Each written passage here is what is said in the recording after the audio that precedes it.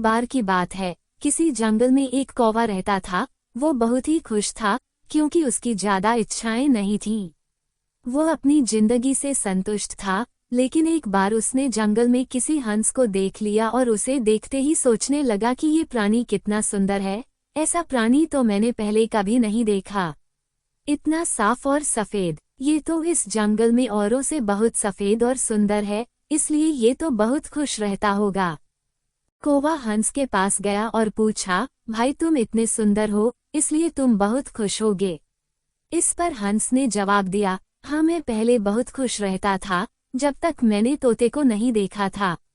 उसे देखने के बाद से लगता है कि तोता धरती का सबसे सुंदर प्राणी है। हम दोनों के शरीर का तो एक ही रंग है, लेकिन तोते के शरीर पर दो दो रंग है। उसके गले में लाल रंग का घेरा और वो सूरखरे रंग का था। सच में वो बेहद खूबसूरत था। अब कौवे ने सोचा कि हंस तो तोते को सबसे सुंदर बता रहा है, तो फिर उसे देखना होगा। कौवा तोते के पास गया और पूछा, भाई तुम दो दो रंग पाकर बड़े खुश होगे। इस पर तोते ने कहा, हाँ मैं तब तक खुश था जब तक मैंने मोर को नहीं देखा था। मेरे पास तो दो ही रंग हैं, लेकिन मोर के शरीर पर तो कई तरह के रंग हैं। अब कौवे ने सोचा, सबसे ज्यादा खुश कौन है, ये तो मैं पता करके ही रहूंगा। इसलिए अब मोर से मिलना ही पड़ेगा। कौवे ने मोर को जंगल में ढूंढा, लेकिन उसे पूरे जंगल में एक भी मोर नहीं मिला और मोर को ढूंढते ढूंढते वह चिड़ियाघर में पहुंच गया तो देखा मोर को देखने बहुत से लोग आए हुए हैं और उसके आसपास अच्छी खासी भीड़ है। सब लोगों के जाने के बाद कौवे ने मोर से पूछा, भाई तुम दुनिया के सबसे सुंदर जीव हो और रंग बिरंगे हो, तुम्हारे साथ लोग फोटो खींचवा रहे थे। तुम्हें तो बहुत अच्छा लगता होगा और तुम तो दुनिया के सबसे खुश जीव होगे।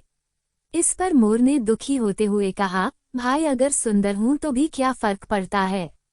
मुझे लोग इस चिड़ियाघर में कैद करके रखते हैं, लेकिन तुम्हें तो कोई चिड़ियाघर में कैद करके नहीं रखता और तुम जहां चाहो अपनी मर्जी से घूम फिर सकते हो।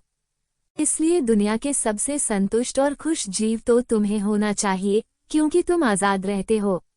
कौवा हैरान रह गया, क्योंकि उसके जीवन की अहमियत कोई दूसरा बता गया। दोस्तों, ऐसा ही हम लोग भी करते हैं।